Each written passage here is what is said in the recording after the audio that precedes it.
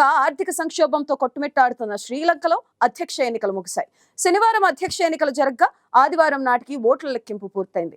ఈ ఎన్నికల్లో రాజపక్స కుటుంబ పాలనతో విసిగిపోయిన ఓటర్లు మార్క్సిస్ట్ నేత దిశానాయకేను అధ్యక్షుడిగా ఎన్నుకున్నారు.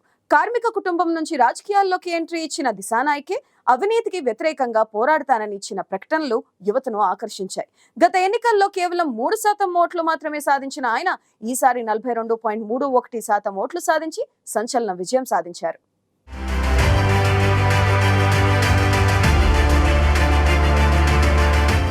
తీవ్ర ఆర్థిక సంక్షోభంతో దివాలా అంచున ఉన్న శ్రీలంకలో ఉత్కంఠగా సాగిన త్రిముఖ పోరులో చివరకు మార్కిస్టు నేత అనురకుమార దిశనాయకే పైచేయి సాధించారు. రాజపక్స కుటుంబ అవినీతి పాలనకు విసిగిపోయిన ప్రజలు మార్కిస్టు విధానాల వైపు మొగ్గు చూపే దిశనాయకేను తమ దేశ అధ్యక్షుడిగా ఎన్నుకున్నారు.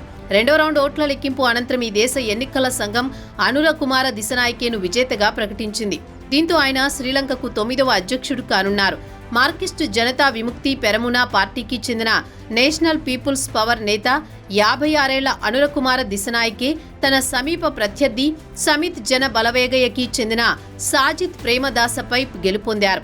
గత ఎన్నికల్లో కేవలం 3% ఓట్లు మాత్రమే సాధించిన ఆయన ఈసారి ఎన్నికల్లో అవినీతిపై పోరాటమే ప్రచారాస్త్రంగా చేసుకుని 42.31% ఓట్లు సాధించి సంచలన విజయం సాధించారు. ప్రస్తుత అధ్యక్షుడు రనిల్ విక్రమసింఘే స్వతంత్ర అభ్యర్థిగా ఎన్నికల్లో పోటీ చేశారు. కానీ ఆయన కౌంటింగ్ తొలి రౌండ్లోనే పోటీ ఇవ్వలేక నిష్క్రమించారు.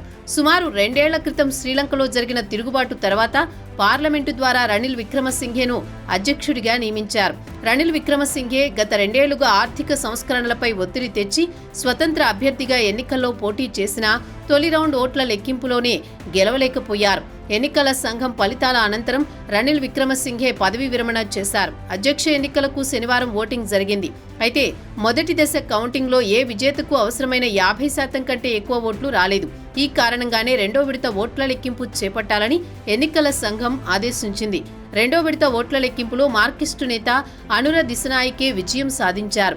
దిశనాయకే శ్రీలంకలో ఏకేడి అని పిలుస్తారు. ఈ ఎన్నికల్లో గెలుపొందడంతో తన పార్టీ జేవీపీకి భారీ విజయంగా మారింది. ఈ పార్టీ చాలా కాలంగా వెనుకబడిపోయింది. శ్రీలంక అధ్యక్షుడిగా మారబోతున్న తొలి మార్కిస్టు పార్టీ నాయకుడు దిశనాయకే రికార్డు సృష్టించారు.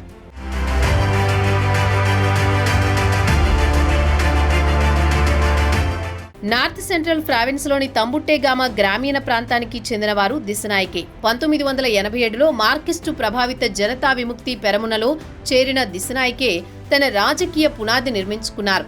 1998 నాటికి పొలిట్ బ్యూరోలో చోటు దక్కించుకున్నారు. 2000లో ఎంపీ అయిన దిశనాయకే 2004లో శ్రీలంక ఫ్రీడమ్ పార్టీతో కలిసి జేఎన్పీ ప్రభుత్వ ఏర్పాటులో కీలక పాత్ర పోషించారు. చంద్రికా కుమారతుంగ ప్రభుత్వంలో మంత్రిగా సేవలందించారు. శ్రీలంకలో 2022లో తలెత్తిన ఆర్థిక సంక్షోభం తర్వాత ప్రజల అసంతృప్తిని ఆయుధంగా మలుచుకుని దిశనాయకే సమరశంఖం పూరించారు. మార్పు, అవినీతి వ్యతిరేక సమాజ నిర్మాణం వంటి నినాదాలతో విస్తృతంగా ప్రచారం చేసి అపూర్వ జనాదరణ పొందారు. ఎన్నికల ప్రసంగాల్లో గత పాలకుల అవినీతి వైఫల్యాలను ఎత్తిచూపుతూనే జవాబుదారీతనం ప్రాముఖ్యతను ప్రజలకు వివరించారు. శ్రీలంక ఆర్థిక సంక్షోభం, రాజపక్స రాజీనామా వంటి పరిణామాలతో ఏర్పడిన నాయకత్వ శూన్యత, ప్రజల్లో నిరుత్సాహం కమ్ముకుని ఉన్న పరిస్థితుల్లో వ్యవస్థలో మార్పు రావాలని కోరుకుంటున్న యువతను అవినీతి వ్యతిరేక వైఖరితో ఆకట్టుకోవడంలో దిశనాయకే సఫలీకృతమయ్యారు. అవినీతికి వ్యతిరేకంగా రాజకీయ సంస్కృతిలో మార్పును తీసుకొస్తానని దిశనాయకే తెలిపారు. ఇది యువ ఓటర్లను బాగా ప్రభావితం చేసింది. దీంతో యువకులు దిశనాయకేకు అనుకూలంగా ఓట్లు వేశారు.